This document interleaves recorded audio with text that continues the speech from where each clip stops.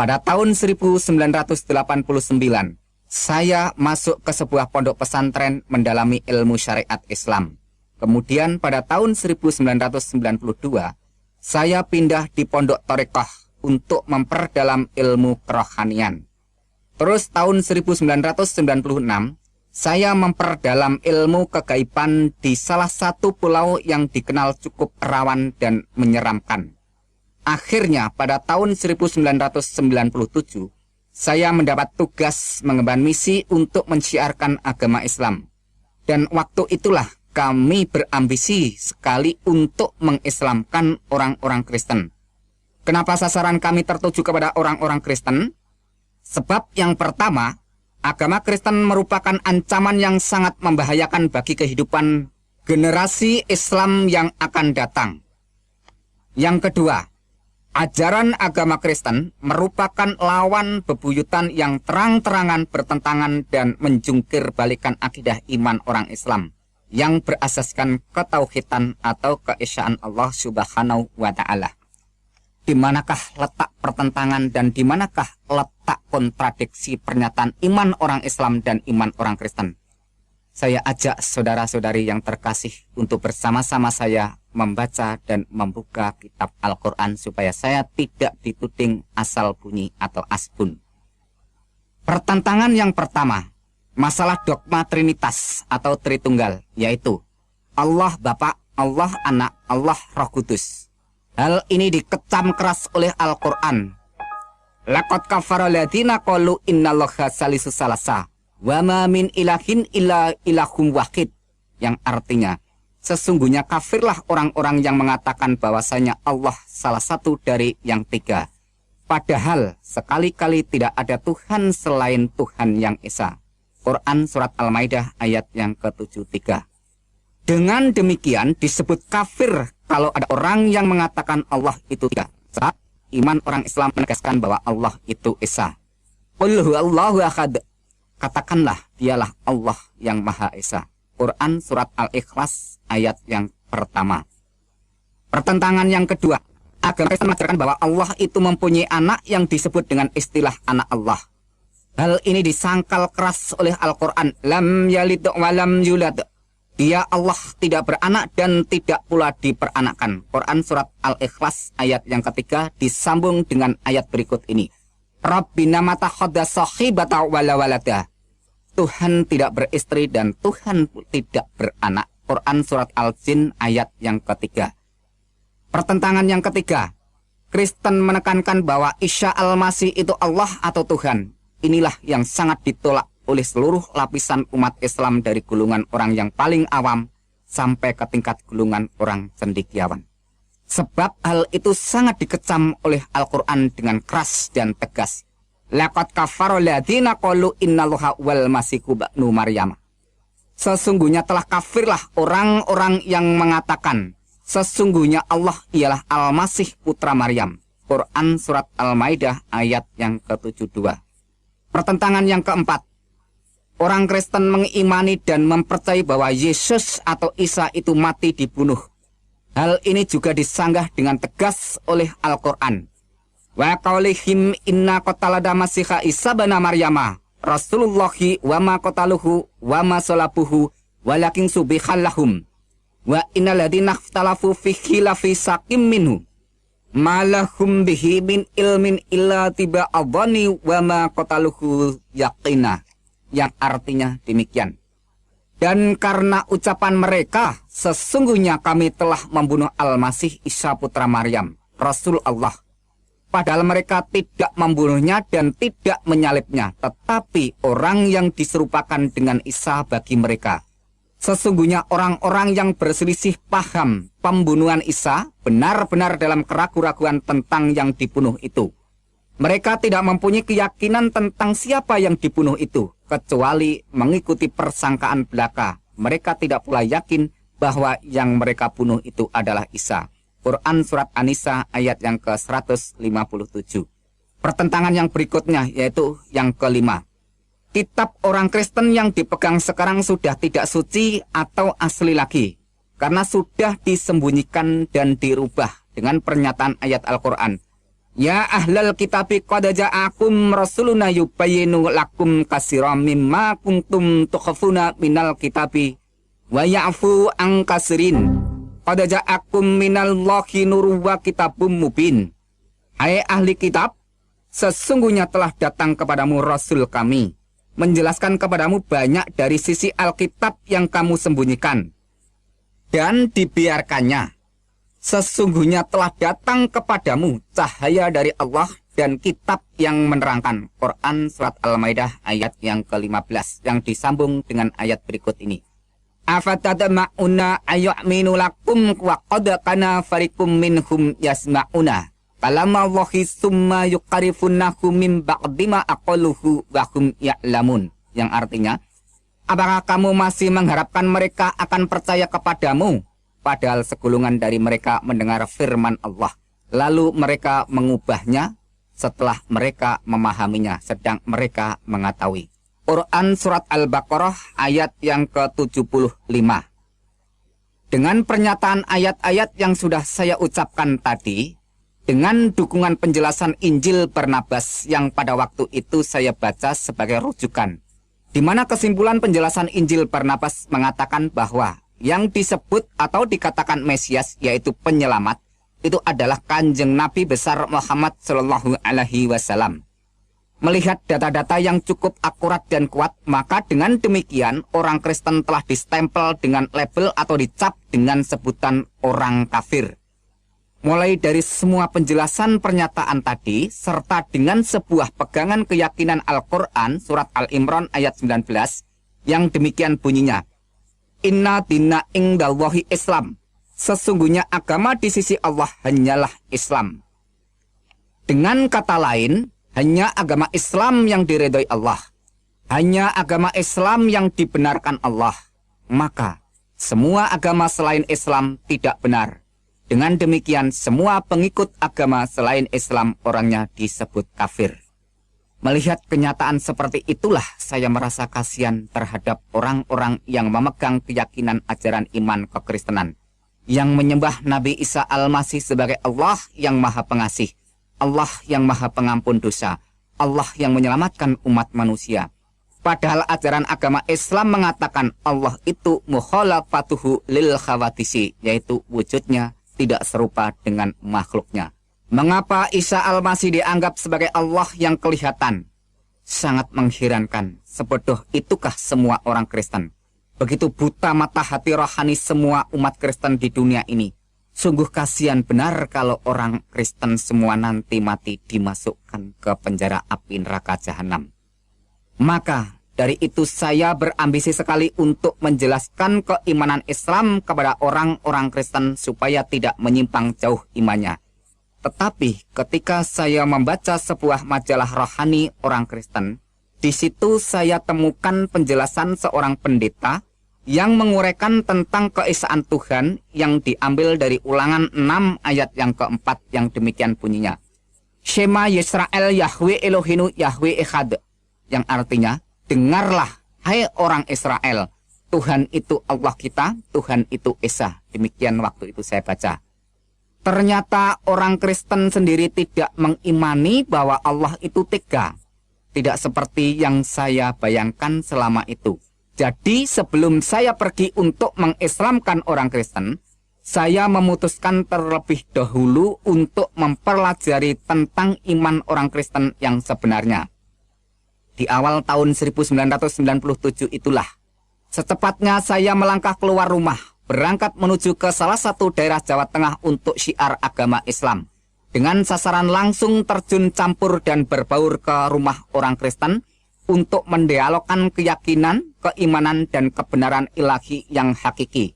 Setiap hari saya beradu argumentasi, bahkan sampai berbulan-bulan saya perdebatkan dengan orang-orang Kristen yang sudah belajar di meja teologia, maupun yang sudah menyandang gelar STH sampai MTH. Tapi tak satu pun orang Kristen pada waktu itu yang sanggup menyanggah dan menggoyahkan keyakinan Islam saya. Bahkan seringkali saya serang dengan bermacam-macam pertanyaan yang membuat mereka gelepotan dan keteteran di dalam memberikan jawaban yang selalu berputar-putar dan sangat menyimpang dari sasaran kebenaran yang semakin membingungkan pikiran saya. Namun, sampai suatu hari saat saya habis sholat duhur, saya memonitor dan memantau dari kejauhan jalannya ibadah orang-orang Kristen. Saya berpikir lucu, aneh, sangat menggelikan, pakai nyanyian-nyanyian, tepuk tangan, dan tangis-tangisan. Saya malah dibuat bertambah kebingungan, bercampur keheranan dan penasaran. Setelah tangisnya pada reda, semua orang bergiliran mengucap syukur dengan suara yang keras. Di situ sungguh-sungguh saya perhatikan atas semua yang diucapkan dan kedengaran di dalam telinga saya, semua lafal kata yang diucapkan sama. Seingat saya demikian kata-kata bunyinya. Ya Tuhan, kami mengucap syukur atas kasih karunia keselamatan yang telah Tuhan anugerahkan kepada kami. Kata-kata inilah yang terus terngiang-ngiang siang dan malam di dalam telinga saya. Akhirnya menjadi bahan perenungan untuk pertimbangan dan perhatian. Di dalam perenungan, saya menemukan sebuah kesimpulan bahwa semua orang Kristen sudah menerima anugerah keselamatan. Sedangkan saya masih terus berdoa siang dan malam minta-minta untuk diberi keselamatan. Allahumma inni as'aluka selamatan fid dunya wal akhirah. Ya Allah, berikanlah aku keselamatan di dunia dan di akhirat. Rabbana atina fid dunya hasanah wa fil akhirati hasanata wa qina adzabannar. Ya Tuhan, berikanlah kami kebaikan di dunia dan kebaikan di akhirat. Wa qina adzabannar, dan jauhkanlah kami dari azab atau siksa neraka jahanam. Di samping itu, saya juga mendoakan Kanjeng Nabi Muhammad serta keluarganya supaya diselamatkan. Allahumma sholli ala syahidina Muhammad wa ala ali syahidina Muhammad. Ya Allah, berikanlah keselamatan kepada junjungan Kanjeng Nabi besar Muhammad sallallahu alaihi wasallam, dan selamatkan juga kepada seluruh keluarga Kanjeng Nabi Muhammad. Dari situ saya bertambah semangat untuk mengkaji lebih dalam pernyataan ayat-ayat Al-Quran. Mulai dari surat Al-Fatihah sampai surat Anas. Yang saya bacakan langsung aja surat Al-Fatihahnya, demikian bunyinya. Bismillahirrahmanirrahim. Alhamdulillahirabbil alamin arrahmanirrahim maliki yaumiddin. Iyyaka na'budu wa iyyaka nasta'in ihdinas siratal mustaqim. Siratal ladzina an'amta 'alaihim ghairil maghdubi 'alaihim waladdallin. Itu bunyi Al-Fatihah. Demikian bunyi surat Anas. Bismillahirrahmanirrahim. Qul a'udzu birabbin nas, malikin nas, ilahin nas, min syarril waswasil khannas, alladzi yuwaswisu fi sudurin nas minal jinnati wan nas. Itu bunyi surat An-Nas. Nah, perlu saudara ketahui di mana penekanan surat Al-Fatihah terletak pada ayat yang kelima dan yang keenam. Yang mana manusia diperintahkan untuk menyembah dan meminta pertolongan hanya kepada Allah saja, supaya manusia diberi hidayah atau petunjuk oleh Allah, jalan yang lurus. Iyyaka na'budu wa iyyaka nasta'in, ihdinas siratal mustaqim. Iyyaka na'budu wa iyyaka nasta'in. Hanya kepadamulah kami menyembah dan hanya kepadamulah kami mohon pertolongan. Pertolongan apakah yang saya minta ini? Ihdinas siratal mustaqim. Tunjukilah kami ke jalan yang lurus. Di manakah jawaban mengenai tentang permohonan atau permintaan supaya saya diberi petunjuk jalan yang lurus itu? Maka pada waktu itu saya buka-buka pernyataan ayat-ayat Al-Quran. Dan akhirnya saya temukan jawaban permohonan saya mengenai tentang permintaan diberi jalan yang lurus. Wa innahu la'ilmu lisya'ati fala tantaruna biha wa tabi'uni hadha siratum mustaqim. Wa innahu la'ilmu lisya'ati. Dan sesungguhnya Isa benar-benar memberikan pengetahuan tentang hari kiamat. Fala tantaruna biha, dan jangan ragu-ragu tentang hari kiamat itu. Wa tabi'uni hadha siratum mustaqim. Dan ikutlah aku, inilah jalan yang lurus. Itu artinya, yaitu di dalam surat Az-Zukhruf ayat yang ke-61. Jadi jawaban yang saya mohon terletak di sini bahwa saya minta diberi petunjuk jalan yang lurus. Ihdinas siratal mustaqim. Tunjukilah kami ke jalan yang lurus. Dijawab oleh Allah dalam pernyataan surat Al-Zukhruf ayat yang ke-61 yang berbunyi, Wattabi'uni hadas siratum mustaqim. Ikutlah aku, inilah jalan yang lurus. Ya, Allah sudah memberikan jawaban kepada saya untuk memberikan petunjuk jalan yang lurus, yaitu ikutlah aku, inilah jalan yang lurus. Wattabi'uni hadas siratum mustaqim.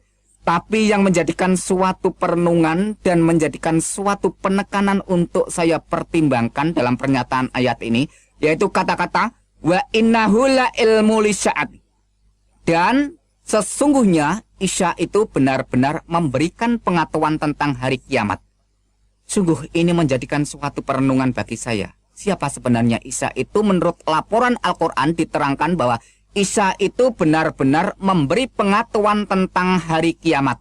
Padahal kalau menurut pernyataan surat Al-Luqman ayat yang ke-34 demikian bunyinya.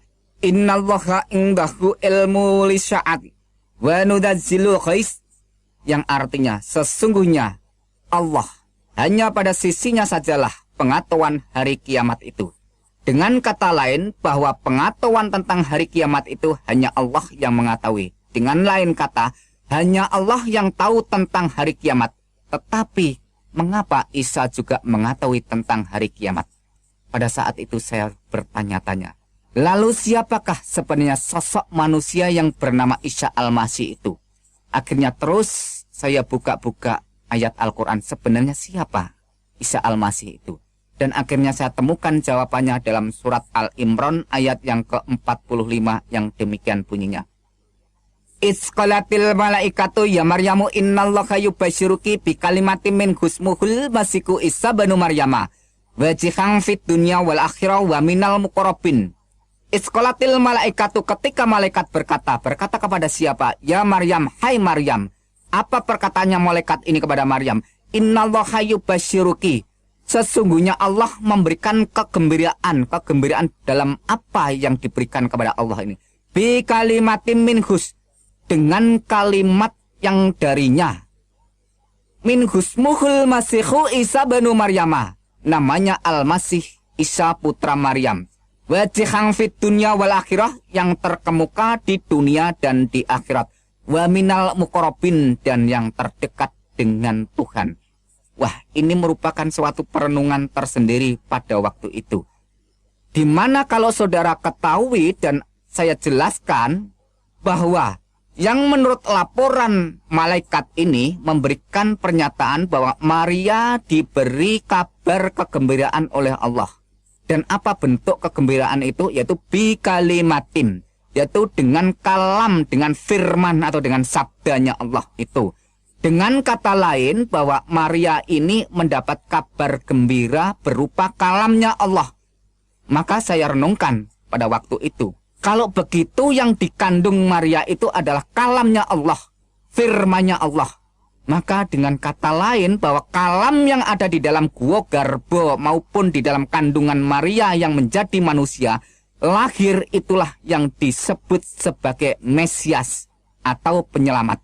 Dengan kata lain saya jelaskan sekalian bahwa kalam yang menjelma menjadi manusia atau kalam yang menjadi manusia itu melakukan karya penyelamatan, maka dia disebut Al-Masih. Karena dia sebagai penyelamat, maka dia disebut dengan kata lain terkemuka di dunia dan di akhirat.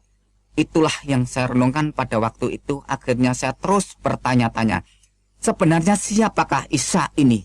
Kalau menurut keterangan dan menurut pengakuan setiap orang percaya maupun orang yang beragama apa saja, bahwa hanya Allah lah yang mempunyai kedudukan kehormatan tertinggi di dunia dan di akhirat. Orang yang mempunyai kekuasaan terkemuka di dunia dan di akhirat itu hanya Allah. Tetapi kenapa Isa ini dinyatakan dan dilaporkan serta disaksikan bahwa Isa itu punya kedudukan terkemuka di dunia dan di akhirat? Padahal menurut pernyataan ayat Al-Quran yang jumlahnya ribuan itu, Tidak ada seorang nabi pun atau rasul pun bahkan sampai malaikat pun dinyatakan oleh Al-Quran terkemuka di dunia dan di akhirat kecuali hanya Isa Al-Masih putra Maryam. Siapakah sebenarnya Isa ini? Akhirnya saya buka-buka terus dan akhirnya saya temukan jawabannya di dalam surat An-Nisa ayat 171 yang saya ambil poinnya saja.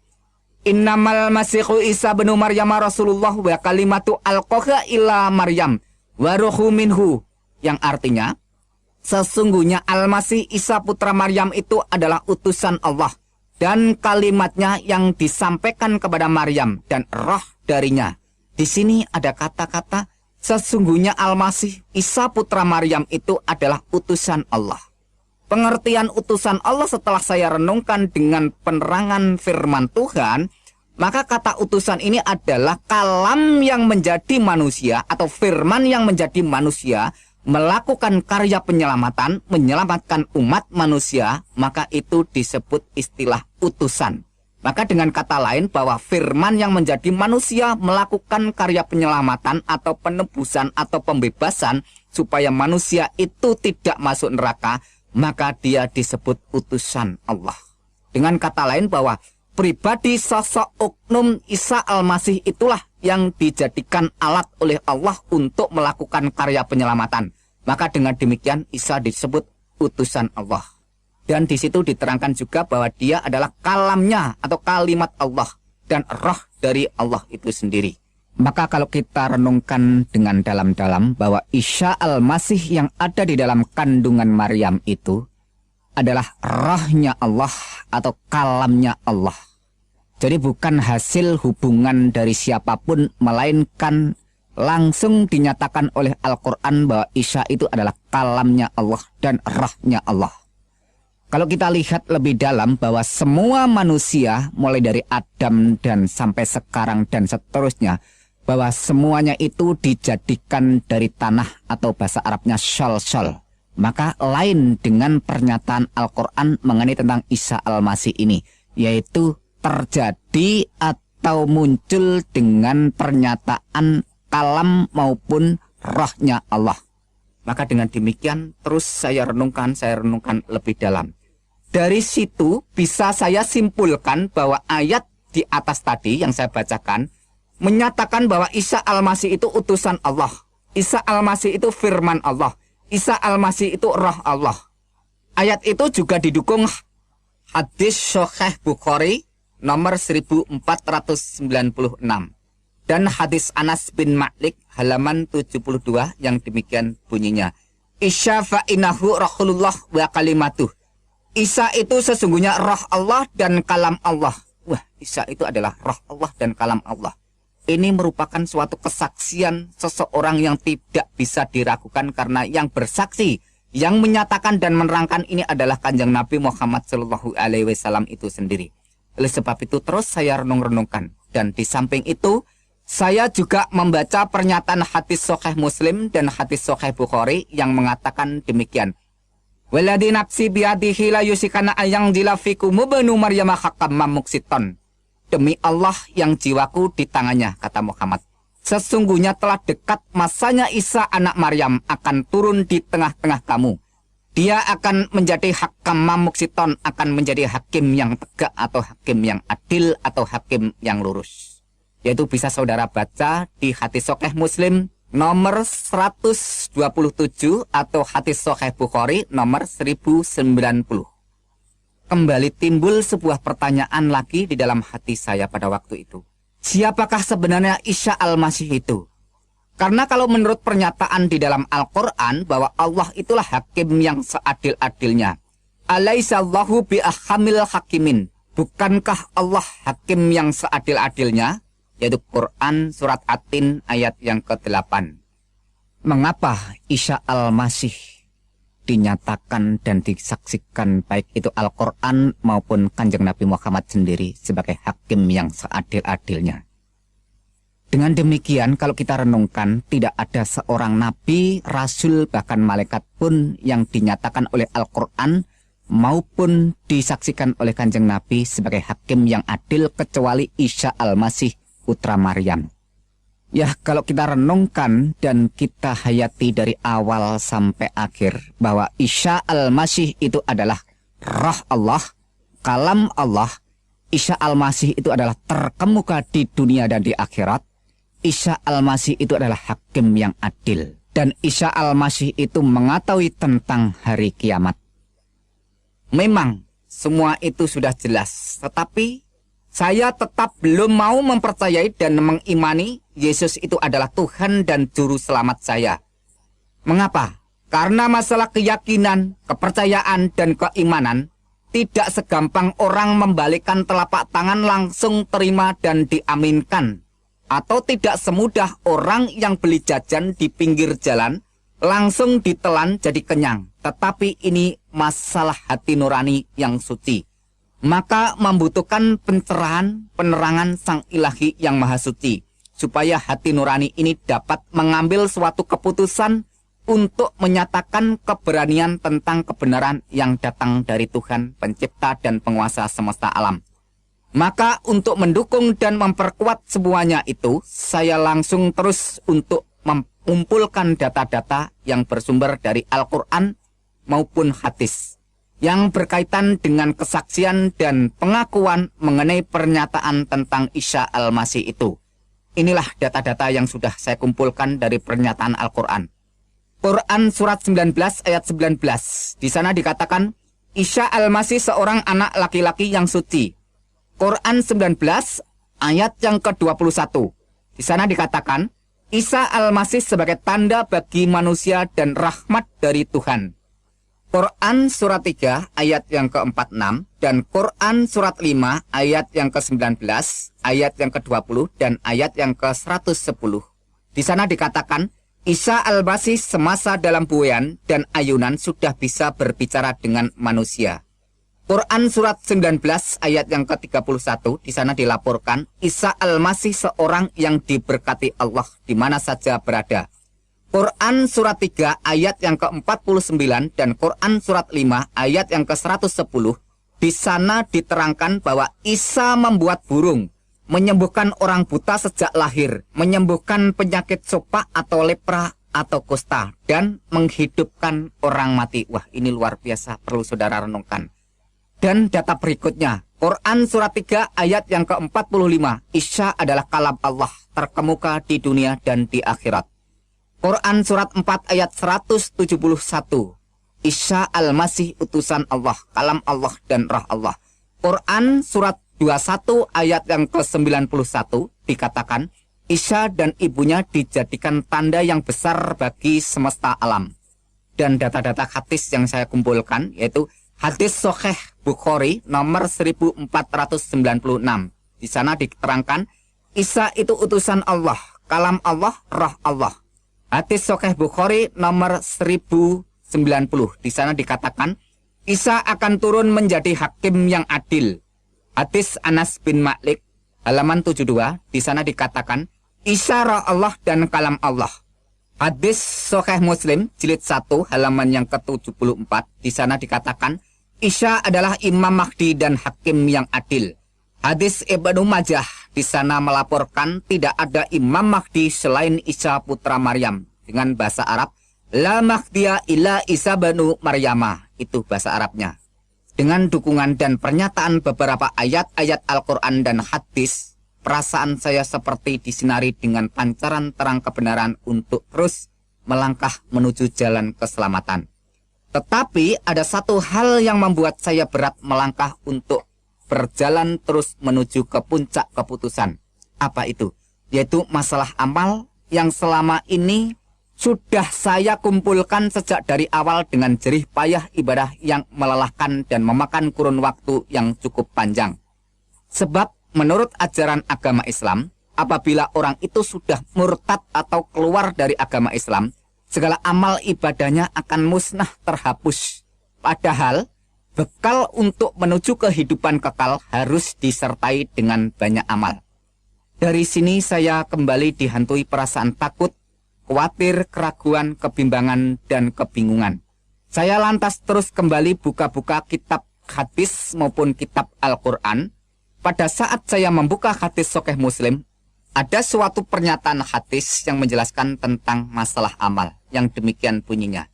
Ang Jabir qala sami'tum Nabiya sallallahu alaihi wasallam yaqulu la yudakhilu ahadam minkum amaluhul jannah wala yujiruhu minan nar wala ana illa birahmatin minallah, yang artinya dari Jabir radhiyallahu anhu katanya, dia mendengar Nabi Shallallahu alaihi wasallam bersabda, bukan amal seseorang yang memasukkannya ke surga atau melepaskannya dari neraka, termasuk juga aku, kata Kanjeng Nabi. Lantas bagaimana? Illa birahmatin minallah, kecuali dengan rahmat Allah. Hadis Sahih Muslim nomor 2412 sampai 2414. Dengan kata lain, saya simpulkan bahwa hadis tadi menerangkan bahwa seseorang itu masuk neraka atau masuk surga bukan ditentukan oleh amal, melainkan illa birahmati minallah, kecuali dengan rahmat Allah. Dan Al-Quran pun juga menyatakan dengan jelas, yaitu Quran surat 44 ayat yang ke-40 sampai ke-42 yang demikian bunyinya. Inna yaumal fasli mikatuhum ajma'in. Sesungguhnya hari keputusan atau hari kiamat itu adalah waktu yang dijanjikan bagi mereka semuanya. Dilanjutkan ayat berikutnya. Yaumal la yuqni maulan amaulan syai'in walahum yungsarun. Yang artinya, yaitu hari yang seorang karib tidak dapat memberi manfaat kepada karibnya sedikit pun, dan mereka tidak akan mendapat pertolongan. Dan dilanjutkan ayat berikutnya, illa ma rahimallahu innahu huwal azizur rahim, yang artinya kecuali orang-orang yang diberikan rahmat oleh Allah, sesungguhnya dialah yang maha perkasa lagi maha penyayang.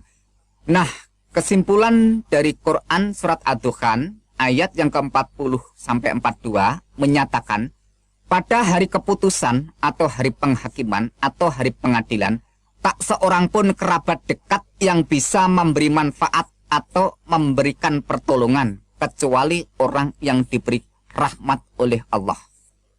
Ternyata setelah saya renungkan, menurut pernyataan Quran surat 19 ayat 21, bahwa Isa itulah yang dijadikan tanda bagi manusia dan sebagai rahmat dari Allah. Qala kadzalika qala rabbuka huwa alayya hayyinun walinaj'alahu ayatalin nas wa rahmatan minanna wa kana amran maqdiyah, yang artinya Jibril berkata, demikianlah Tuhanmu berfirman, hal itu adalah mudah bagiku, dan agar dapat kami menjadikan suatu tanda bagi manusia dan sebagai rahmat dari kami, dan hal itu adalah suatu perkara yang sudah diputuskannya. Waduh, luar biasa. Akhirnya sudah tidak saya ragukan lagi, sudah saya tidak bimbangkan lagi mengenai tentang pernyataan ayat-ayat Al-Quran maupun hadis yang menerangkan atau menyaksikan atau melaporkan siapakah sebenarnya Isa Al-Masih itu. Maka di tahun 1997 itu pun secepatnya saya mengambil keputusan dengan tegas menyatakan iman bahwa Yesus Kristus itu adalah benar-benar Tuhan dan Juru Selamat saya secara pribadi, serta Tuhan dan Juru Selamat seluruh umat manusia. Dengan demikian, segeralah saya minta dibaptis sebagai tanda pertobatan dan pengakuan iman saya menjadi pengikut Yesus Kristus. Sekarang resmilah saya menjadi pengikut Yesus Kristus. Perasaan senang dan tenang selalu mengalir di dalam iman dan rohani saya. Sebab Al-Quran pun juga mengakui, Itzqalallahu ya Isa ini mutawafika warafi'uka ilayya wa mutahhiruka minal ladina kafaru wa ja'ilul ladina tabaqafaqal ladina kafaru illa yaumil qiyamah, yang artinya ketika Allah berfirman, hai Isa, sesungguhnya aku akan menyampaikan kamu kepada akhir ajalmu dan mengangkat kamu kepadaku serta membersihkan kamu dari orang-orang kafir dan menjadikan orang-orang yang mengikuti kamu di atas orang-orang kafir hingga hari kiamat. Ini saya renungkan bahwa pengikutnya Isa itu menurut laporan dan keterangan Al-Quran surat Al-Imran ayat yang ke-55 memberikan pernyataan bahwa pengikut Isa Al-Masih itu diberi kedudukan dan status kehormatan di atas orang-orang kafir. Atau dengan kata lain, di atas orang-orang yang tidak percaya. Dengan demikian, pengikut Nabi Isa, pengikut Isa Al-Masih, itu menurut laporan Al-Quran tadi, bahwa pengikutnya dimuliakan, ditinggikan kedudukannya di atas orang-orang kafir.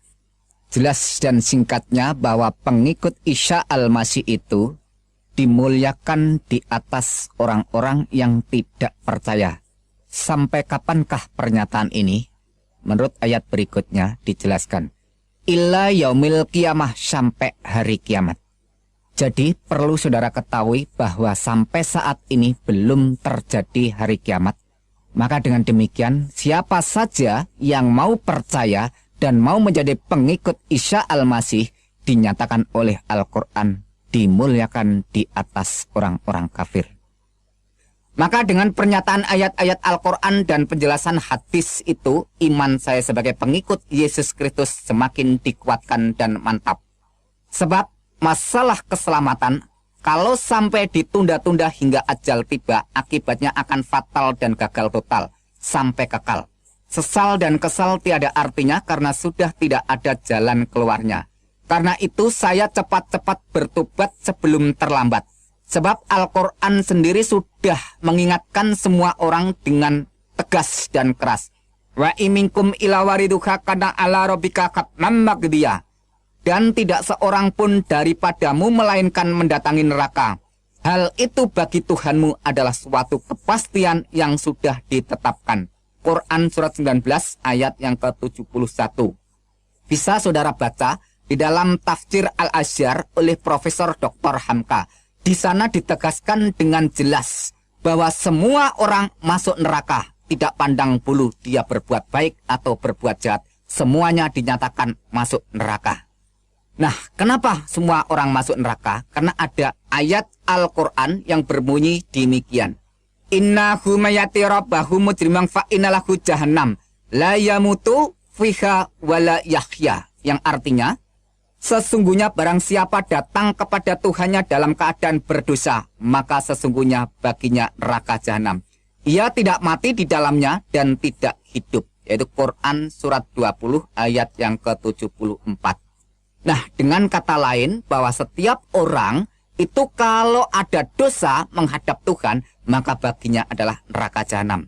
Di sana tidak diterangkan dosa besar atau kecil, berat atau ringan, asal manusia itu sudah berbuat dosa, maka akibatnya adalah neraka jahanam kalau sampai datang di hadapan Tuhan.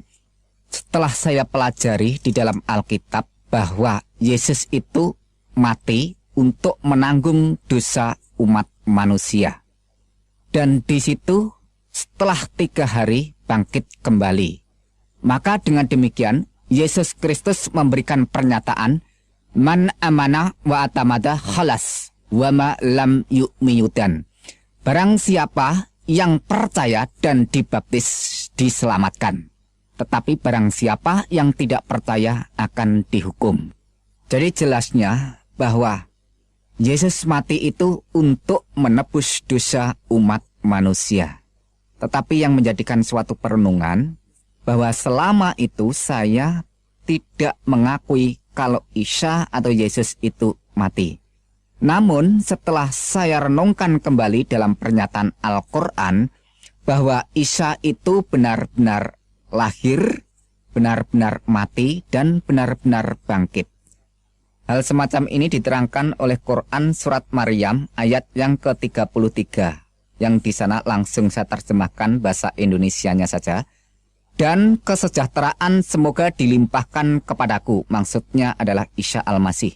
Pada hari aku dilahirkan, yaitu pada hari Isa Al-Masih dilahirkan. Pada hari aku meninggal, yaitu pada hari Isa Al-Masih meninggal. Dan pada hari aku dibangkitkan, yaitu pada hari Isa Al-Masih dibangkitkan, hidup kembali. Dengan kesimpulan kronologis ayat di atas, pertama, dilahirkan atau hidup, kedua, meninggal atau mati, ketiga, bangkit atau keluar dari kubur, dan keempat, hidup kembali, alias realita kenyataan bahwa Yang hidup kembali setelah mengalami kematian itu bukan setan, bukan siluman, dan bukan tipuan, melainkan benar-benar Isa. Jadi yang jelas urut-urutannya lahir, meninggal, bangkit, hidup kembali. Dan sekarang kita buka lagi Quran surat Al-Imran ayat yang ke-55. Kita ambil poinnya saja. Hai Isa, sesungguhnya aku akan menyampaikan kamu kepada akhir ajalmu dan mengangkat kamu kepadaku. Dengan kata lain, kesimpulannya, Allah akan menyampaikan ajal atau kematian Isa dan Allah akan mengangkat Isa kepadanya. Jadi di sini juga jelas urut-urutannya. Mati, diangkat. Dengan kata lain, mati dulu baru diangkat. Jadi dengan jelas Al-Quran menyatakan bahwa Isa itu benar-benar mati dan benar-benar diangkat. Sesuai dengan pernyataan Alkitab itu sendiri bahwa Tuhan Yesus Kristus sadar benar-benar apa yang akan terjadi dan apa yang akan dialami pada dirinya. Ia telah mengatakan kepada para muridnya terlebih dahulu sebelum sesuatu terjadi. Maksudnya sebelum sesuatu itu dialami kematiannya. Menurut pernyataan Yesus Kristus, pada waktu itu mengajak para muridnya, demikian katanya. Sekarang kita pergi ke Yerusalem dan anak manusia akan diserahkan kepada imam-imam kepala dan ahli-ahli Taurat. Dan mereka akan menjatuhi dia hukuman mati. Dan mereka akan menyerahkan dia kepada bangsa-bangsa yang tidak mengenal Tuhan. Supaya ia diolok-olokkan, disesah, dan disalibkan. Dan pada hari yang ketiga, ia akan dibangkitkan. Matius 20 ayat yang ke-18 sampai 19. Singkatnya, Yesus tahu dan sadar benar hadir dan perannya di dunia ini menjadi korban atau penebus dosa umat manusia. Dirinya itulah korban yang sesungguhnya, bukannya korban binatang seperti kambing atau domba, lembu atau sapi. Itu sudah tidak ada gunanya, tidak ada artinya sama sekali. Makanya orang Kristen sekarang tidak perlu ikut-ikutan tata cara upacara penyembelian korban binatang semacam itu. Kalau ada orang Kristen sekarang masih ikut-ikutan hal semacam itu, berarti tidak menghargai dan menghormati bahkan menghina korban yang sejati Tuhan Yesus Kristus itu sendiri. Ingat pernyataan Tuhan Yesus Kristus dalam perjamuan malam. Ambillah, makanlah, inilah tubuhku. Minumlah kamu semua dari cawan ini, sebab inilah darahku. Darah perjanjian yang ditumpahkan bagi banyak orang untuk pengampunan dosa. Matius 26 ayat 26 sampai 28. Dengan demikian, percaya iman sepenuh kepada Tuhan Yesus Kristus, orang itu hidupnya dijamin dengan pasti masuk surga. Tidak ada istilah kata mudah-mudahan masuk surga. Kenapa demikian? Sebab Tuhan Yesus Kristus sudah membuktikan bahwa ia sekarang ada di surga. Bahwa ia sekarang berkuasa di surga. Inilah rahasia iman Kristen, korban penyalipan, kematian, dan kebangkitan Tuhan Yesus Kristus. Kalau Yesus Kristus tidak bangkit hidup kembali, imannya orang Kristen mubazir sia-sia. Sebab mengimani pribadi dan ajarannya tapi tidak membuktikan apa-apa. Mengajar kebangkitan tapi dia sendiri tidak bangkit. Mengajar atau menawarkan orang masuk surga, dia sendiri tidak membuktikan naik ke surga. Kalau begitu, tidak ada bedanya dengan pemimpin-pemimpin agama lain. Tapi, syukurlah semuanya itu telah dibuktikan dengan nyata oleh Yesus Kristus Tuhan dan Juru Selamat kita. Sebab yang sangat penting telah kusampaikan kepadamu, yaitu apa yang telah kuterima sendiri bahwa Kristus telah mati karena dosa-dosa kita, sesuai dengan kitab suci. Sekarang bagaimana? Apakah saudara masih tidak percaya bahwa Yesus Kristus itu Tuhan? Baiklah, akan saya tunjukkan bukti yang bisa saudara lihat sendiri. Bukti bahwa Yesus itu Tuhan. Dia berjanji dengan pasti memasukkan semua orang ke surga yang percaya dan beriman kepadanya. Dan saudara ketahui sendiri, terbukti banyaknya orang bertobat dan beriman kepada Tuhan Yesus Kristus sejak dari zaman dulu hingga sekarang. Di antara salah satu sekian banyak orang adalah saya sendiri. Mungkin saudara berpikiran dengan berbagai macam penafsiran tentang diri saya pribadi. Ya, silahkan, itu sah-sah saja.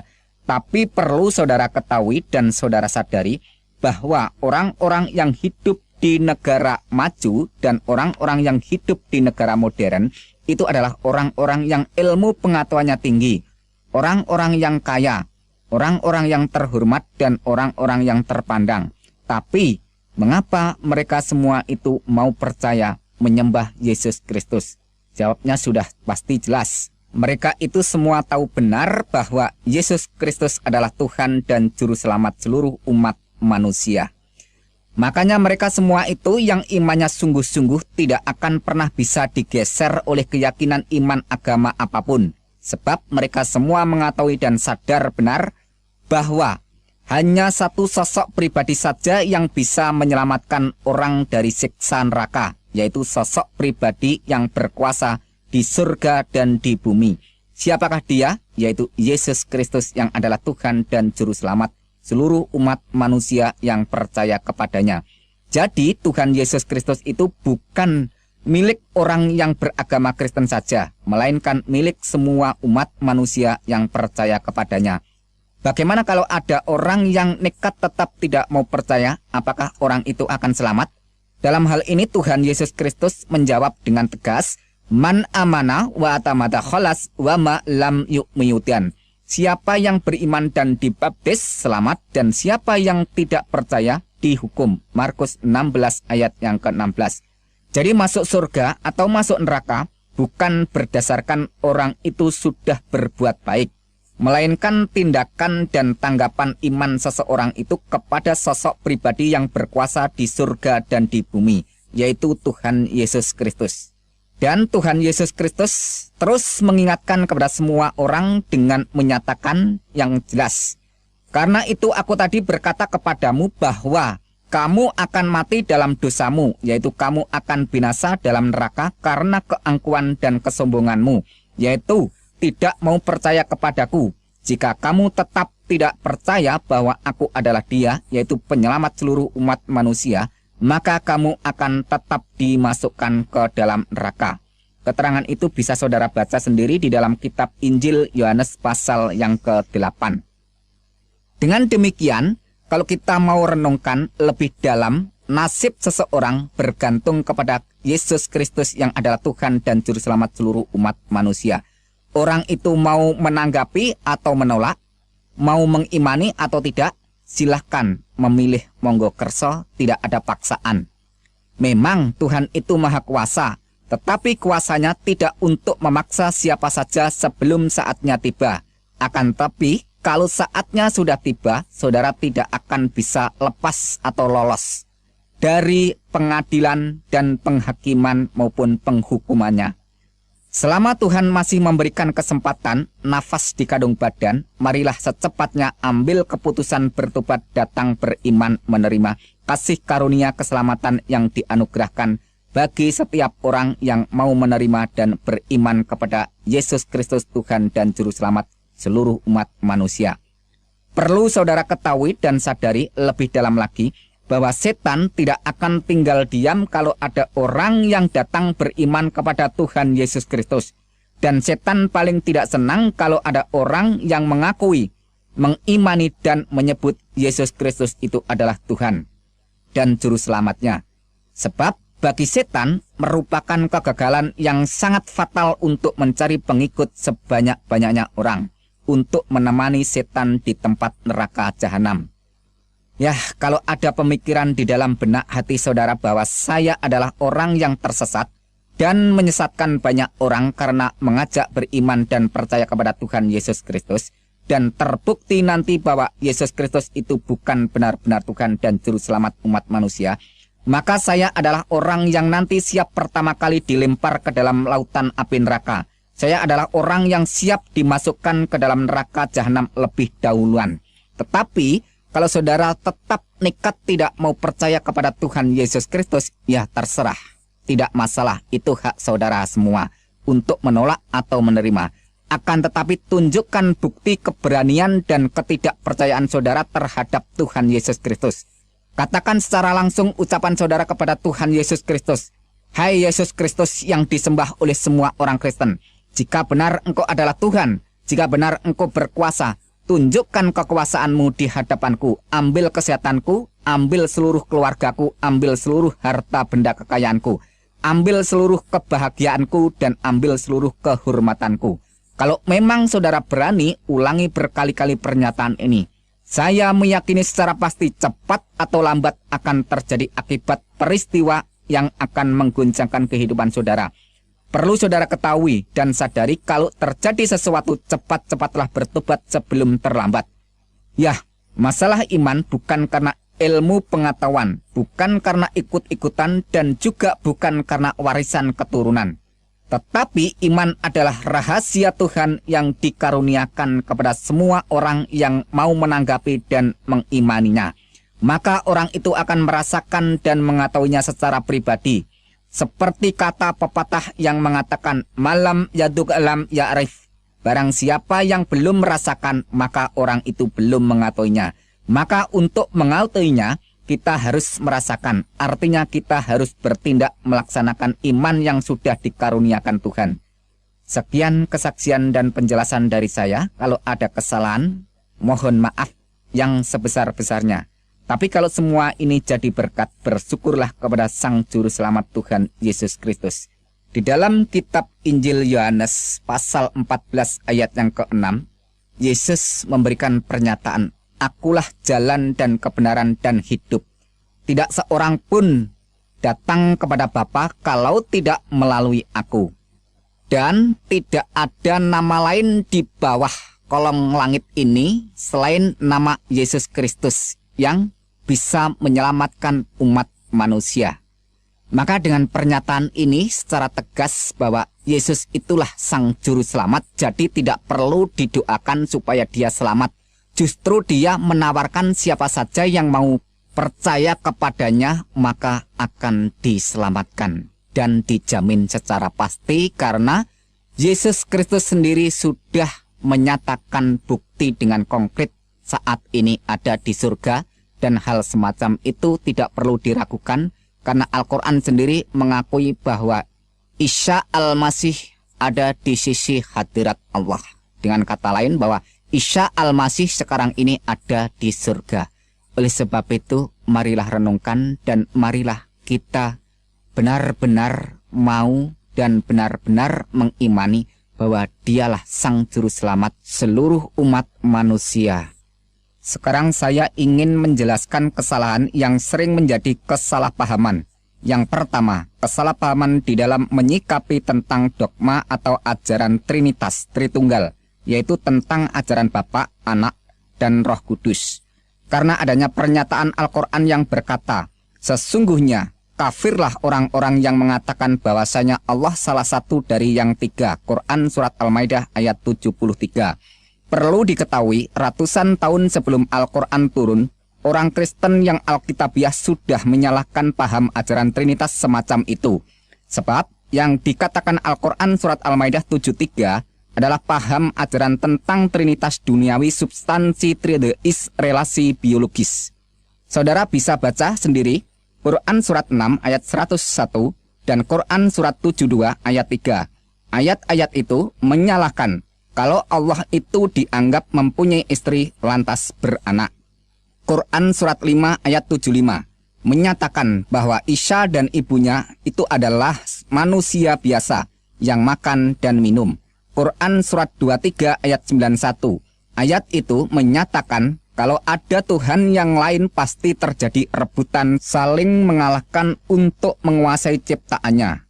Sudah saya katakan bahwa ajaran Trinitas model begitu sudah ditentang iman orang Kristen lebih duluan sebelum Al-Quran menentangnya.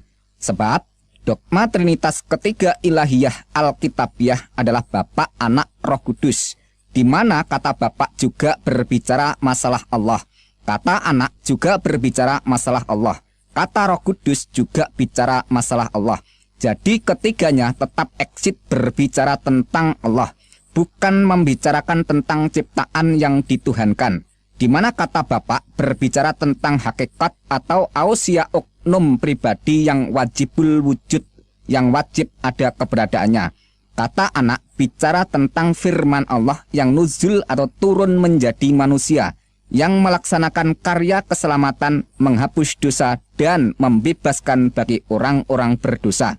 Kata Roh Kudus berbicara tentang rohnya Allah yang berdiam di dalam diri orang-orang yang beriman kepada Tuhan Yesus Kristus untuk memimpin, membimbing, dan memampukan orang-orang itu supaya mentaati dan melaksanakan segala perintahnya. Apakah kalau ada orang yang beriman tentang ketiga hal semacam itu dikatakan syirik, musyrik, atau kafir? Bukankah Al-Quran juga memberikan pernyataan tentang adanya Allah, tentang adanya firman Allah, dan tentang adanya roh Allah? Ingat dan catat bahwa roh Allah atau Roh Kudus bukanlah malaikat Jibril. Di dalam Alkitab maupun di dalam Al-Quran, malaikat Jibril tidak pernah memperkenalkan dirinya adalah Roh Kudus atau roh Allah. Kesimpulannya, bahwa iman semua orang Kristen sejak dulu sampai sekarang hingga yang akan datang tetap berpedoman bahwa Tuhan itu Esa. Shema Yisrael Yahweh Elohinu Yahweh Echad. Bahasa Arabnya, Isma ya Israel Rabbu ilahuna Rabbu Achad. Dengarlah, hai Israel, Tuhan itu sesembahan kita, Tuhan itu Esa. Silahkan baca sendiri Ulangan 6 ayat 4, Markus 12 ayat 29. Dengan demikian, orang Kristen lebih duluan beriman dan menyembah Tuhan yang Esa daripada pernyataan Al-Quran yang ratusan tahun baru menyerukan Qul huwallahu ahad. Katakanlah dialah Allah yang Maha Esa. Quran Surat Al-Ikhlas ayat pertama. Jadi pengajaran tentang Bapa, Anak, dan Roh Kudus bukanlah mengimani Allah itu jumlahnya 3 seperti aliran paganisme penyembah beberapa berhala yang dikecam Quran Surat An-Najm. Tetapi iman orang Kristen memberikan pengajaran yang lebih dalam tentang pernyataan keesaan Tuhan. Jelasnya dogma Trinitas, Bapa, Anak, dan Roh Kudus mengajarkan keesaan Tuhan yang lebih dalam sehingga orang itu lebih paham mengenal Tuhan yang Esa karena Tuhanlah yang memperkenalkan dirinya. Inilah yang disebut teologi tingkat tinggi atau ilmu ketuhanan yang sangat dalam. Sekarang pernyataan iman Kristen tentang anak Allah yang sering disalahpahamkan pengertian dan penafsirannya oleh orang Islam. Karena adanya pernyataan Al-Quran yang mengatakan Allah tidak beranak dan tidak diperanakan. Quran Surat Al-Ikhlas ayat 3. Tuhan kami tidak beristri dan dia tidak beranak. Quran Surat Al-Jin ayat yang ketiga. Bagaimana dia mempunyai anak padahal dia tidak mempunyai istri? Quran Surat Al-An'am ayat 101. Iman orang Kristen yang Alkitabiah lebih duluan menolak paham iman semacam itu. Di mana ayat-ayat Al-Quran tadi kalau saudara teliti kembali menolak pernyataan anak Allah dalam konteks jasmaniah. Pengajaran tentang anak Allah semacam itu akan membingungkan semua orang, bahkan Al-Quran sendiri ikut keheranan dengan bertanya, bagaimana dia mempunyai anak padahal dia tidak mempunyai istri? Quran Surat Al-An'am ayat 101. Jadi anggapan Al-Quran pengertian kata anak Allah adalah anak secara jasmaniah, yaitu anak yang lahir karena Allah itu beristri. Pernyataan semacam itu kalau ditujukan kepada iman orang Kristen salah total dan salah besar. Di mana kata anak Allah dalam Alkitab bukan dalam pengertian anak secara jasmaniah, tetapi total non-duniawiyah, juga bukan dalam arti biologis jasmani. Tetapi anak terjadi secara adikodrati maha supranatural, yaitu kejadian seorang manusia yang asal mulanya adalah kalam Allah yang masuk di dalam rahim kandungan Maryam. Silahkan baca dan teliti lebih jeli Quran Surat 3 ayat 45 dan Quran Surat 4 ayat 171. Isa Al-Masih itulah satu-satunya manusia di dunia yang DNA-nya atau genetikanya langsung dari zat Allah, yaitu kalamnya Allah. Maka malaikat Jibril melaporkan bahwa dia adalah anak yang suci. Quran Surat 19 ayat 19.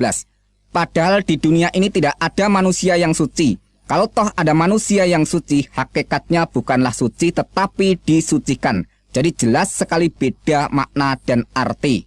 Jelasnya bahwa Yesus Kristus itu bukan ciptaan, bukan dicipta. Dalam hakikatnya yang adalah kalam Allah. Ratusan tahun sebelum Al-Quran turun, kitab Injil melaporkan lebih duluan dengan pernyataannya bahwa pada mulanya adalah firman. Firman itu ada di dalam hakikat Allah dan firman itu adalah Allah. Karena firman itu ada di dalam hakikat Allah, maka firman itu adalah Allah. Dan firman itu telah menjadi manusia. Silahkan baca Injil Yohanes 1 ayat 1 dan 14. Jadi kalau Yesus Kristus itu disebut anak Allah, bukan karena Allah itu mempunyai anak secara jasmani yang lahir dari istri Allah. Tapi firman Allah yang menjadi manusia, itulah disebut anak Allah. Bagaimana dengan Adam? Adam manusia pertama yang dibuat atau dicipta Tuhan dari sol-sol, yaitu bahan bakunya dari unsur tanah. Setelah itu manusia selanjutnya DNA atau genetikanya melalui pembuahan dari sperma pria dan sel telur wanita yang diproses dalam rahim kandungan perempuan. Kecuali manusia yang bernama Yesus Kristus yang DNA atau genetikanya langsung dari atas. Makanya Tuhan Yesus Kristus bersabda kepada semua manusia, "Kamu berasal dari bawah, aku dari atas. Kamu dari dunia ini, aku bukan dari dunia ini." Yohanes 8 ayat 23. Oleh sebab dia bukan dari dunia ini, melainkan dari atas, maka pada waktu dia meninggal, badan wadaknya tidak tertinggal di bumi. Tepat sekali apa yang dikatakan kitab Yohanes 13 ayat yang ketiga, bahwa ia datang dari Tuhan dan kembali lagi kepada Tuhan. Sekarang jawaban tentang pernyataan Al-Quran yang mengatakan, sesungguhnya telah kafirlah orang-orang yang berkata, Allah ialah Al-Masih Isa putra Maryam. Pernyataan semacam ini kita harus tahu terlebih dahulu duduk permasalahan kata Allah dan kata Tuhan. Kata Allah berbicara masalah ilahiyah, hakikat atau ausia oknumnya, yaitu zat wajibul wujud, yang wajib ada keberadaannya. Sedangkan kata Tuhan berbicara masalah rububiyah, yaitu kekuasaan atau kuasa sang penguasa. Jadi kalau Yesus dikatakan Allah, itu mengacu pra keberadaannya atau sebelum keberadaannya menjadi manusia yang hakikat sebenarnya adalah firman. Karena dia itu hakikat yang sebenarnya adalah firman, maka sifatnya mukhallafatuhu lil khawadisi, yaitu tidak serupa dengan makhluk atau ciptaan. Kalau dia bukan ciptaan, lantas dia itu siapa? Dia adalah firman Allah yang menjadi manusia. Pada mulanya adalah firman. Firman itu di dalam hakikat Allah dan firman itu adalah Allah. Ingat dan catat bahwa firman itu adalah Allah. Lantas pernyataan ayat berikutnya menerangkan bahwa firman itu telah menjadi manusia. Yohanes 1 ayat 1 dan 14. Dan Quran surat 3 ayat 45, Quran surat 4 ayat 171, Al-Masih Isa putra Maryam itu adalah kalam Allah. Bahkan Rasulullah Muhammad SAW memberikan kesaksian bahwa Isa itu sesungguhnya roh Allah dan kalam Allah.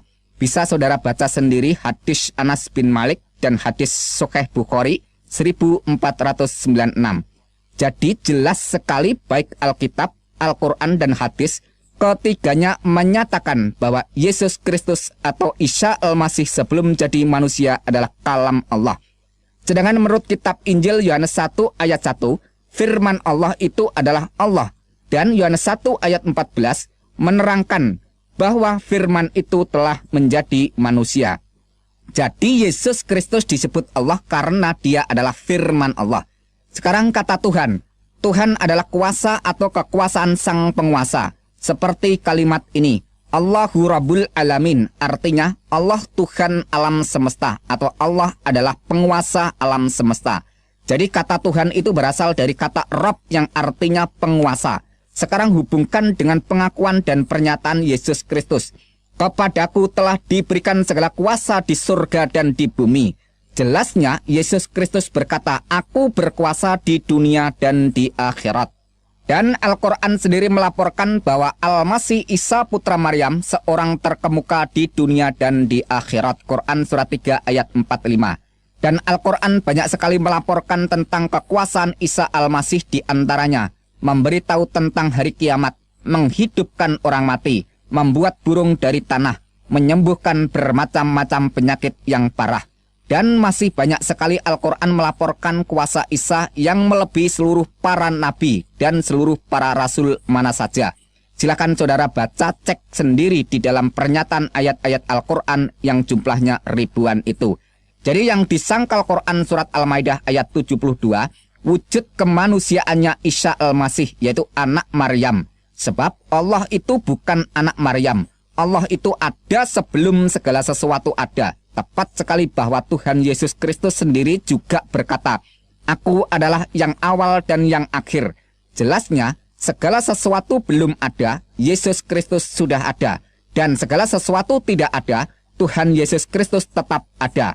Karena dia itu Sang Maha Ada, Asyar Hayah, dan yang mengadakan segala sesuatu yang tidak ada menjadi ada. Maka dia berhak disembah dan wajib disembah. Kalau tidak, malah berdosa.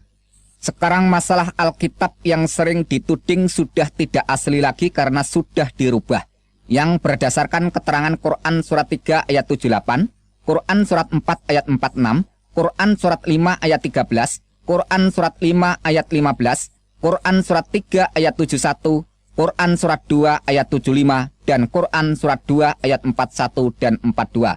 Silakan saudara baca dan teliti sendiri bahwa semua yang dikecam dan disalahkan Al-Quran bukan kitabnya, melainkan orang-orangnya yang tidak setia melaksanakan ajaran Alkitab, bahkan sering mengajarkannya dengan kepalsuan dan kebohongan. Jelasnya, yang disalahkan Al-Quran bukan Alkitabnya, melainkan para pelakunya atau orang-orangnya. Sebab semasa Rasulullah Muhammad SAW masih hidup, tidak pernah mempermasalahkan Alkitab yang sudah beredar di zaman itu. Dan juga tidak pernah melarang, menegur, dan mencegah siapa saja yang membaca Alkitab. Bahkan Al-Quran sendiri memerintahkan Alkitab itu dibawa dan dibaca. Quran surat 3 ayat 93. Pertanyaannya, kalau Alkitab itu sudah dirubah, mengapa Al-Quran malah menyuruh orang membawa dan membacanya? Seharusnya kan Alkitab itu jangan dibawa dan dibaca karena sudah dirubah. Kalau Alkitab itu sudah dirubah, kenapa Allah masih menyuruh Muhammad bertanya kepada orang-orang yang membaca Alkitab? Quran surat 10 ayat 94. Logikanya mestinya Allah harus melarang Muhammad jangan bertanya kepada mereka supaya tidak disesatkan karena kitabnya sudah dirubah. Pada saat Muhammad kembali ragu-ragu menerima Al-Quran, Allah juga menggunakan standar dasar Alkitab sebagai petunjuk dari Allah bagi Bani Israel. Quran surat 32 ayat 23. Dengan demikian, Allah masih mengakui kebenaran Alkitab secara sah. Bahkan banyak ayat-ayat Al-Quran menerangkan bahwa kitab Taurat dan kitab Injil itu dibenarkan oleh Allah. Quran surat 2 ayat 41, 89, 91, 101, 136. Quran surat 3 ayat 3, Quran surat 4 ayat 136, Quran surat 5 ayat 43, 44, 46, 47, 48, 68. Quran surat 6 ayat 92, Quran surat 10 ayat 73, Quran surat 43 ayat 4, dan Quran surat 26 ayat 196. Kalau Alkitab itu sudah dirubah, mengapa Allah masih tetap menyuruh Muhammad untuk mengimani Alkitab? Quran surat 29 ayat 46. Pertanyaannya, mengapa Allah masih tetap menyuruh Muhammad untuk mengimani Alkitab? Buat apa kitab yang sudah dirubah itu diimani? Bahkan Allah mengatakan kepada ahli kitab, tidak dipandang beragama sedikit pun hingga menegakkan ajaran Taurat dan Injil. Quran surat 5 ayat 68. Pertanyaannya, kitab Taurat dan Injil kan sudah dirubah. Mengapa masih harus ditegakkan? Seharusnya kan Al-Quran saja yang diperintahkan untuk ditegakkan. Kalau benar Alkitab itu sudah dirubah, secara langsung mengatakan bahwa Allah tidak dapat memelihara kitab yang sudah diturunkan, karena membiarkan Alkitab yang sudah diturunkan itu dirubah orang. Ada yang berdalih dengan berkata demikian. Makanya Allah menurunkan Al-Quran sebagai penyempurna kitab-kitab yang terdahulu. Pernyataan semacam itu justru menuduh Allah itu kurang bijak karena menurunkan Alkitab yang tidak sempurna. Dalam iman kekristenan, kalau Tuhan yang berfirman, Tuhan mampu dan sanggup menjaga keabsahan firman-Nya, seperti yang telah difirmankan. Langit dan bumi akan berlalu, tetapi perkataanku tidak akan berlalu. Markus 13 ayat 31. Rumput menjadi kering, bunga menjadi layu, tetapi firman Tuhan kita tetap untuk selama-lamanya. Yesaya 40 ayat 8. Tetapi firman Tuhan tetap untuk selama-lamanya. Inilah firman yang disampaikan Injil kepada kamu. 1 Petrus 1 ayat 25. Aku bersaksi kepada orang yang mendengarkan perkataan-perkataan nubuat dari kitab ini. Jika seorang menambahkan sesuatu kepada perkataan-perkataan ini, maka Tuhan akan menambahkan kepadanya malapetaka-malapetaka yang tertulis di dalam kitab ini. Dan jika seorang mengurangkan perkataan-perkataan dari kitab nubuat ini, maka Tuhan akan mengambil bagiannya dari pohon kehidupan, dari kota kudus, seperti yang tertulis di dalam kitab ini. Wahyu 22 ayat 18 dan 19. Jadi kesimpulannya bahwa Alkitab yang kita baca ini tidak ada yang dirubah, tetap masih asli dan murni dari segi makna dan arti. Dan Alkitab yang kita baca ini pada hakikatnya tidak perlu mendapat pengakuan dan dukungan dari pernyataan Al-Quran. Karena Alkitab sudah sempurna. Apa yang akan disempurnakan lagi? Kalau saya mempergunakan ayat-ayat Al-Quran disebabkan karena memberikan jawaban kesalahpahaman. Kalau tidak ada kesalahpahaman, ya saya tidak akan mengutip ayat-ayat Al-Quran. Sekarang menjawab kematian Isa Al-Masih atau Yesus Kristus. Untuk membahas masalah ini, kita tidak boleh hanya mendengar informasi dari satu sisi. Sebab ini adalah kejadian fakta yang nyata, tapi berbeda cerita antara Alkitab dan Al-Quran. Maka salah satunya harus ada yang membuktikan kebenarannya. Quran surat 4 ayat 157 melaporkan bahwa Isa tidak dibunuh dan disalib, melainkan orang yang diserupakan Isa. Tapi di sisi lain, Quran surat 19 ayat 33 memuat pernyataan Isa yang berkata, "Dan kesejahteraan semoga dilimpahkan kepadaku pada hari aku dilahirkan, pada hari aku meninggal, dan pada hari aku dibangkitkan hidup kembali." Jadi jelasnya, Al-Quran melaporkan bahwa Isa itu dilahirkan, kemudian meninggal, lantas dibangkitkan, terus hidup kembali. Keterangan berikutnya Quran surat 3 ayat 55, Allah menyatakan dengan berfirman, "Hai Isa, sesungguhnya aku akan menyampaikan kepada akhir ajalmu dan mengangkat kamu kepadaku."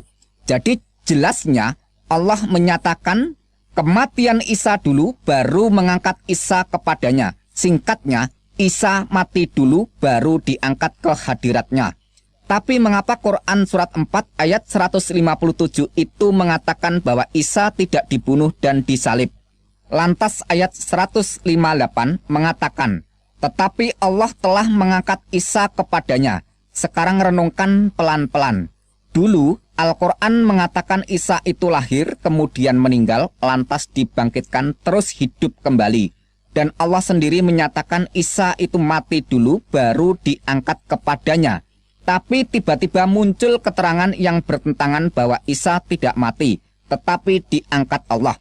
Pertanyaannya, kenapa Allah membiarkan berjuta-juta orang salah paham sampai 600 tahun kemudian baru diinformasikan bahwa yang mati itu bukan Isa melainkan orang lain yang diserupakan Isa? Kenapa Tuhan yang Maha Suci jauh dari dusta sifatnya berubah demikian? Membiarkan orang tertipu sampai waktu sekian panjang lamanya. Kalau yang mati itu bukan Isa, melainkan orang lain yang diserupakan Isa, pertanyaannya, siapakah orang yang diserupakan Isa itu? Siapakah nama orang yang diserupakan Isa itu? Apakah yang mati itu tidak berkata bahwa dia bukan Isa? Dari keluarga siapakah orang yang diserupakan Isa itu? Dari asal daerah manakah orang yang diserupakan Isa itu? Apakah seluruh keluarganya tidak menerangkan bahwa yang disalib itu bukan Isa melainkan keluarganya? Bagaimana para tetangga dan teman-temannya apa juga ikut bungkam?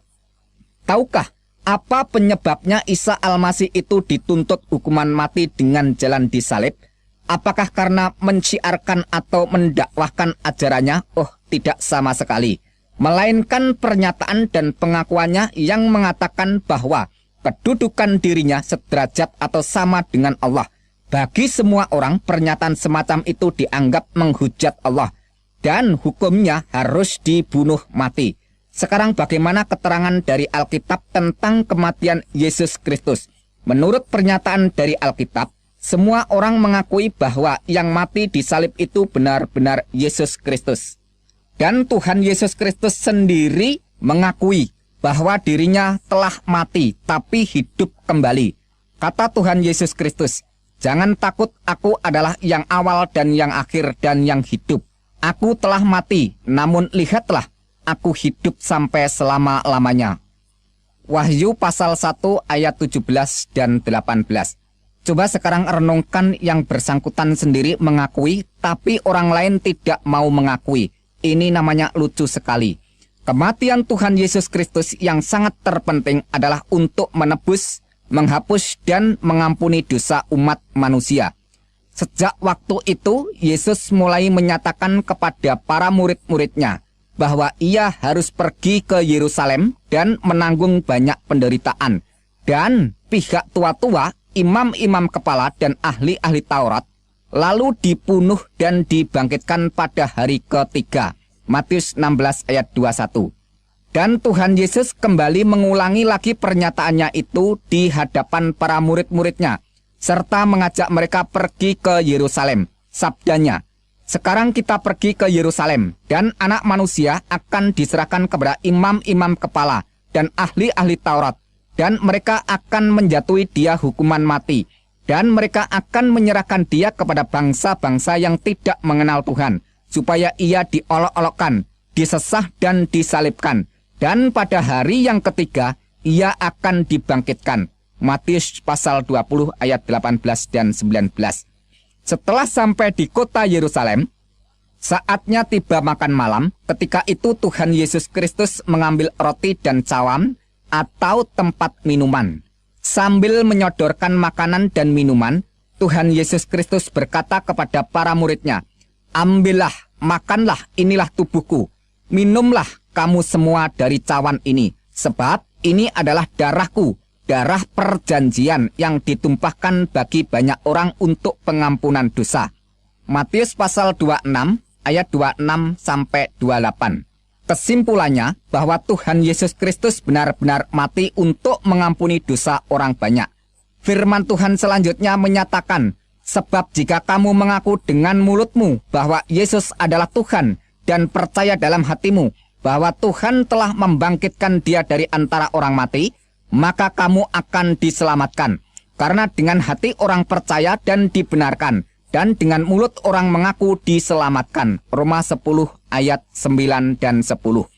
Tentang dialah semua nabi bersaksi bahwa barang siapa percaya kepadanya, ia akan mendapat pengampunan dosa oleh karena percaya kepada Tuhan Yesus Kristus. Kisah Para Rasul pasal 10 ayat 43.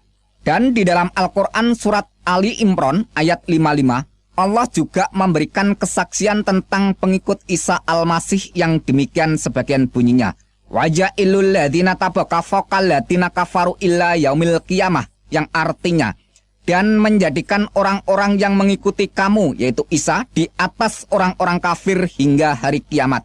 Oh, luar biasa, jelas sekali bahwa Allah memberikan status kedudukan para pengikut Isa di atas orang-orang kafir, atau memberikan kedudukan, kehormatan yang mulia di atas orang-orang yang tidak percaya.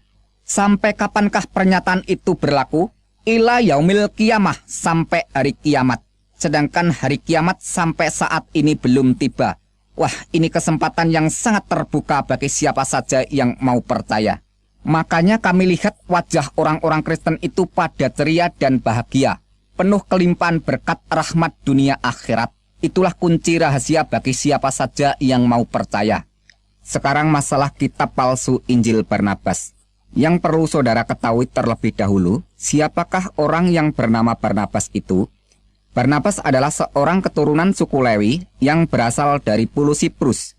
Dia menggabungkan diri dengan para rasul setelah Tuhan Yesus Kristus naik ke surga. Kisah Para Rasul 4 ayat 36 dan 37. Dengan demikian, Barnabas bukanlah salah seorang dari 12 rasul yang dipilih langsung oleh Tuhan Yesus Kristus. Dan dia tidak pernah menulis kitab yang bernama Injil Barnabas. Lantas, siapakah yang menulis sebuah kitab palsu Injil Barnabas itu? Penulis kitab palsu Injil Barnabas adalah seorang keturunan Ismail. Dari mana bisa kita ketahui? Dari keterangan kitab palsu Injil Barnabas itu sendiri. Pasal 192 menerangkan demikian. Seluruh kitab ini aku belum dapat membacanya, karena pejabat tinggi agama itu di dalam perpustakaannya, aku membaca, telah melarang aku, mengatakan bahwa seorang keturunan Ismail telah menulisnya. Jelasnya demikian. Pejabat tinggi agama melarang untuk membaca kitab itu karena yang menulis kitab itu adalah seorang keturunan Ismail. Sudah jelas kita ketahui bahwa sepanjang sejarah tidak pernah ada seorang keturunan Ismail menulis kitab Injil. Dan kita ketahui bahwa kitab palsu Injil Barnabas ditulis sekitar abad ke-13 atau sekitar tahun 1300 Masehi. Dari mana kita ketahui kalau ditulis sekitar tahun itu? Dari keterangan kitab palsu Injil Barnabas yang menerangkan demikian, pasal 82 dan pasal 83, bahwa tahun Yobel diperingati setiap 100 tahun sekali. Padahal tahun Yobel yang sebenarnya diperingati setiap 50 tahun sekali sesuai yang tercatat di dalam kitab Taurat Imamat pasal 25 ayat 8 sampai 13. Tapi mengapa kitab palsu Injil Barnabas itu mengatakan bahwa tahun Yobel diperingati setiap 100 tahun sekali? Penulis kitab palsu Injil Barnabas telah terjebak ketidaktahuannya bahwa yang mengubah peringatan tahun Yobel dari setiap 50 tahun sekali diubah menjadi setiap 100 tahun sekali adalah Paus Bonifacius VIII pada tahun 1300 Masehi. Dengan demikian, bisa kita ketahui bahwa kitab palsu Injil Barnabas ditulis setelah abad ke-13 atau sekitar tahun 1300 Masehi. Kalau penulis Injil Barnabas itu adalah seorang rekan para rasul, keturunan suku Lewi dari Pulau Siprus, pasti sudah jelas dicatat pada abad pertama, bukan dicatat pada abad ke-13. Yang perlu diteliti lebih jeli lagi bahwa penulis kitab palsu Injil Barnabas tidak memahami situasi kondisi geografi daerah setempat. Di mana pasal 20 kitab Injil palsu Barnabas menceritakan bahwa Yesus dari Galilea menuju ke daerah Nazaret naik perahu. Padahal semua orang di sana sudah pada tahu kalau daerah Nazaret itu letaknya di daratan pedalaman, bukan di seberang lautan. Mana mungkin ada orang yang mau menuju ke daratan pedalaman naik perahu. Yang menjadikan perhatian sangat mengherankan di dalam kitab palsu Injil Barnabas pasal 21, merekam pengakuan setan yang menyatakan jumlah setan yang merasuk ke dalam diri orang yang kerasukan adalah 6.666 setan. Bukankah jumlah 6.666 setan jumlah bilangan yang sangat mengejutkan?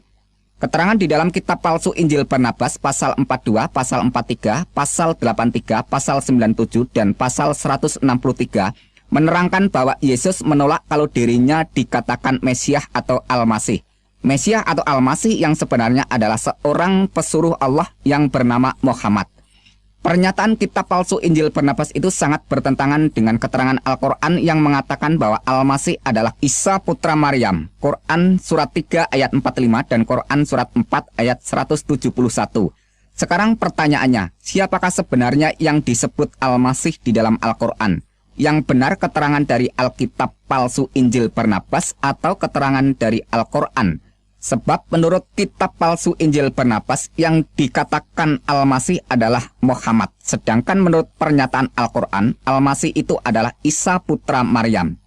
Apakah keterangan kitab palsu Injil Barnabas yang tidak selaras dengan pernyataan Al-Quran itu masih tetap dipertahankan untuk dijadikan pegangan kebenaran?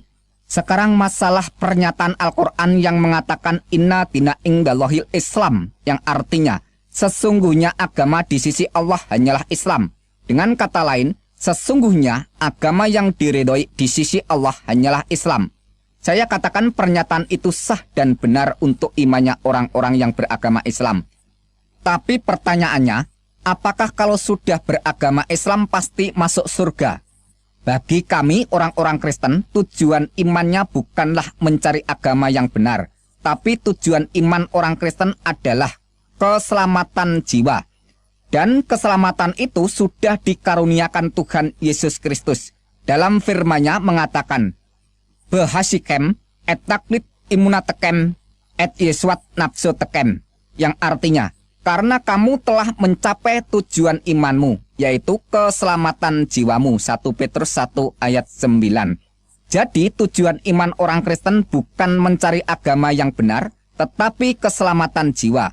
Karena hakikat kebenaran hanya terdapat pada Sang Maha Benar. Dalam sabdanya Tuhan Yesus Kristus berkata, Akulah jalan dan kebenaran dan hidup. Tidak ada seorang pun yang datang ke surga kalau tidak melalui aku. Jelasnya, tidak ada yang bisa datang ke surga melalui agama apa saja, kecuali melalui Sang Penguasa surga, yaitu Yesus Kristus. Dan di seluruh alam jagat raya ini tidak ada yang dapat selamat dari hukuman neraka, kecuali diselamatkan oleh Sang Maha Penyelamat, yaitu Tuhan Yesus Kristus. Demikianlah keterangan dari saya. Apabila di dalam saya menguraikan segala sesuatu pernyataan baik itu melalui Al-Quran maupun melalui hadis dan Alkitab, apabila ada suatu kesalahan, saya mohon maaf yang sebesar-besarnya. Tetapi kalau semuanya ini menjadi berkat, mengucap syukurlah kepada Sang Juru Selamat, yaitu Tuhan Yesus Kristus. Baru haba beshem Adonai Yeshua Hamasyah. Diberkatilah orang yang datang dalam nama Tuhan Yesus Kristus. Haleluya. Amin.